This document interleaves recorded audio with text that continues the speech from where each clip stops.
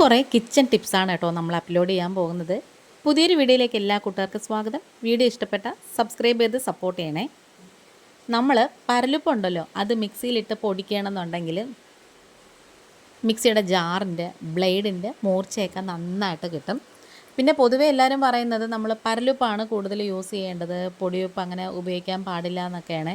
അപ്പം പരലുപ്പ് വാങ്ങിച്ചിട്ട് നമുക്കിതേപോലെ പൊടിച്ച് വെക്കണമെന്നുണ്ടെങ്കിൽ നമുക്കത് ഒരുപാട് ഉപകാരപ്രദമാകും. പിന്നെ അതുപോലെ തന്നെ നമ്മൾ പ്ലാസ്റ്റിക്കിൻ്റെ ഒരു കണ്ടെയ്നേഴ്സിലൊന്നും പരലുപ്പോ അല്ലെങ്കിൽ പൊടിയുപ്പോ ഒന്നും ഇട്ട് വെക്കാൻ പാടില്ല.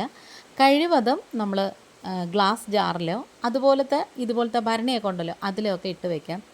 പിന്നെ ഞാൻ പറയാൻ പോകുന്ന ടിപ്പെന്ന് പറയുന്നത്, ഇതേപോലത്തെ കുഞ്ഞ് ചിരട്ടയുടെ കഷ്ണങ്ങളുണ്ടല്ലോ, അത് നമ്മൾ നന്നായിട്ട് കഴുകിയിട്ട് ടിഷ്യൂ വെച്ചൊക്കെ തുടച്ചിട്ട് അതിലേക്ക് ഇടുകയാണെന്നുണ്ടെങ്കിൽ ഉപ്പ് പെട്ടെന്ന് അലിഞ്ഞു പോകത്തില്ല. പിന്നെ തടിയുടെയൊക്കെ യൂസ് ചെയ്യുന്നതാണ് നല്ലത്, സ്പൂണ്.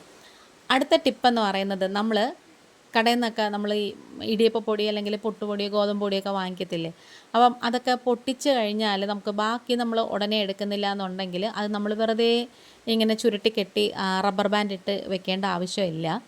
അല്ലാന്നുണ്ടെങ്കിൽ നമുക്ക് ഫ്ലിപ്കാർട്ടിലൊക്കെ ഒരു ക്ലിപ്പ് വാങ്ങിക്കാൻ കിട്ടും, അത് വേണമെങ്കിൽ നമുക്ക് യൂസ് ചെയ്യാം. അതും അല്ലാന്നുണ്ടെങ്കിൽ ചെയ്യുന്ന ഏറ്റവും എളുപ്പത്തിലുള്ള ഒരു വഴിയാണ്, ഇതേപോലെ ബാക്കി വന്ന കവറ് ഇതേപോലെ രണ്ട് വശത്തുനിന്നും കോണോട് കോൺ ഇങ്ങനെ നന്നായിട്ട് ഇങ്ങനെ ഒന്ന് ടൈറ്റ് ചെയ്ത് വെക്കണേ.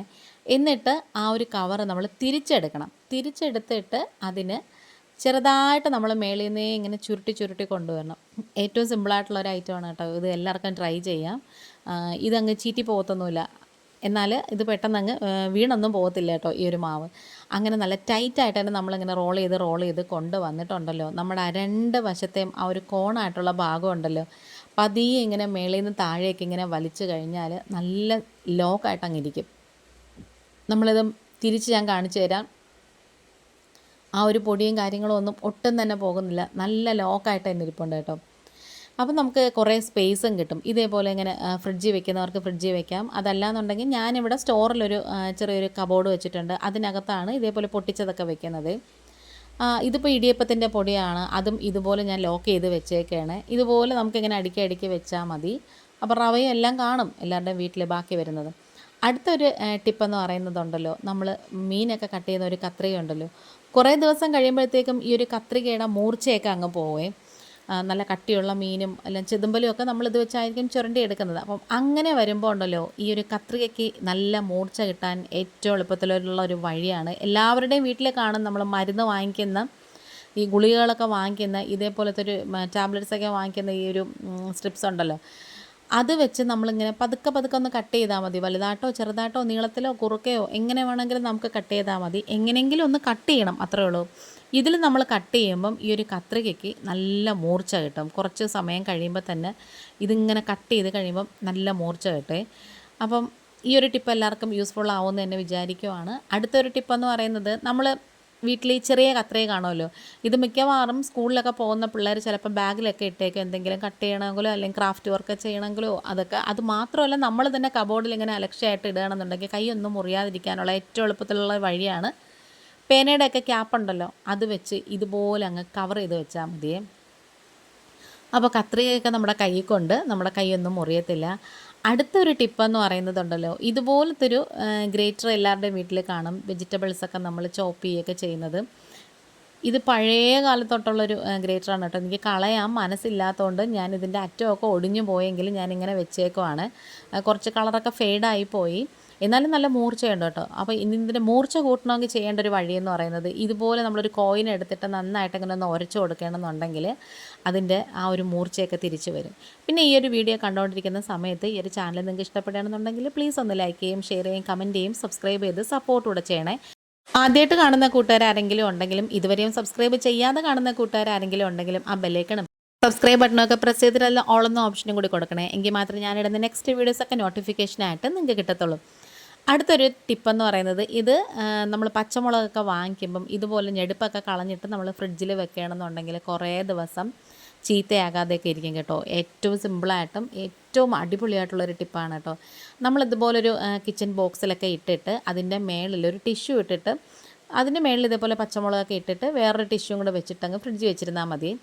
ഇനി അടുത്തൊരു സിമ്പിളായിട്ടുള്ളൊരു ടിപ്പെന്ന് പറയുന്നത്, പ്രഷർ കുക്കറിൽ നമ്മൾ ഡയറക്റ്റായിട്ട് പരിപ്പോ ഒക്കെ വേവിക്കണമെന്നുണ്ടെങ്കിൽ കുക്കറും അങ്ങ് ചീത്തയാവും. കുക്കറൊന്നും കേടാകാതെ ഇരിക്കാൻ വേണ്ടിയിട്ട് ഇതേപോലെ വേറൊരു പാത്രത്തിൽ നമ്മൾ വെച്ച് കൊടുക്കണേ. അതുപോലെ തന്നെ പരിപ്പ് വേവിക്കുമ്പം അതിനകത്ത് 1-2 തുള്ളി വെളിച്ചെണ്ണയും കൂടി ഒഴിക്കുകയാണെങ്കിൽ പെട്ടെന്ന് തന്നെ വെന്ത് കിട്ടും, തിളച്ച് തൂകത്തൊന്നുമില്ല. പിന്നെ അതുപോലെ നമ്മൾ അമരക്കയൊക്കെ വേവിക്കുമ്പം അതിലിട്ട് കൊടുക്കുകയാണെന്നുണ്ടെങ്കിൽ നല്ല സോഫ്റ്റായിട്ട് വെന്ത് കിട്ടും. അടുത്ത ഒരു കിച്ചൺ ടിപ്പെന്ന് പറയുന്നത്, നമ്മൾ നെയ്യൊക്കെ വാങ്ങിക്കുമ്പോൾ ഉണ്ടല്ലോ, ഏറ്റവും ലാസ്റ്റ് അതിൻ്റെ ചുവട്ടിൽ ഇച്ചിരിയൊക്കെ പറ്റി പിടിച്ചിരിക്കും. അതിപ്പോൾ നമ്മൾ എത്ര സ്പൂൺ കൊണ്ട് വടിച്ചെടുത്താലും അപ്പോൾ വരത്തില്ല. അപ്പം അതിന് എടുക്കാൻ പറ്റിയൊരു സിമ്പിളായിട്ടുള്ളൊരു ടിപ്പെന്ന് പറയുന്നത്, ഇതിപ്പോൾ ഞാൻ കുറച്ച് ചക്ക വരട്ടാനായിട്ട് അടുപ്പിലിട്ടേക്കുവാണ്. അപ്പം അതിൻ്റെ മുകളിലേക്ക് ഇതേപോലൊരു തടിത്തവി വെച്ച് കൊടുത്തിട്ട് ആ നെയ്ക്കുപ്പി ഇങ്ങനെ കമിഴ്ത്തി വെക്കുകയാണെന്നുണ്ടെങ്കിൽ ബാക്കിയുള്ള നെയ്യൊക്കെ തുള്ളി തുള്ളിയായിട്ട് തന്നെ അതിനകത്ത് ആ ഒരു ചൂട് കൊണ്ട് തുള്ളി തുള്ളിയായിട്ട് അതിനകത്ത് തന്നെ വീണ് കിട്ടും. അങ്ങനെ ഏകദേശം ഒരുമാതിരിപ്പെട്ടതൊക്കെ കുറേയൊക്കെ ഇങ്ങനെ വരും കേട്ടോ. ഇതൊക്കെ തന്നെ നമ്മുടെ വീട്ടമ്മമാർക്ക് ഉപയോഗിക്കാൻ പറ്റിയ, ഡെയിലി ഉപയോഗിക്കാൻ പറ്റിയ കുറേ നല്ല യൂസ്ഫുള്ളായിട്ടുള്ള ടിപ്സാണ്.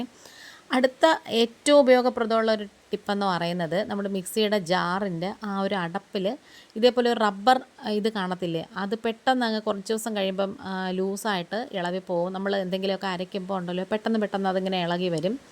അത് നന്നായിട്ട് മുറുകിയിരിക്കാൻ വേണ്ടിയിട്ട് നമ്മൾ റബ്ബർ ബാൻഡ് എടുത്തിട്ട് ഇതുപോലെ ആ ഒരു അടപ്പിൽ ഇങ്ങനെ നന്നായിട്ട് ടൈറ്റ് ചെയ്തങ്ങ് ഇട്ടാൽ മതി.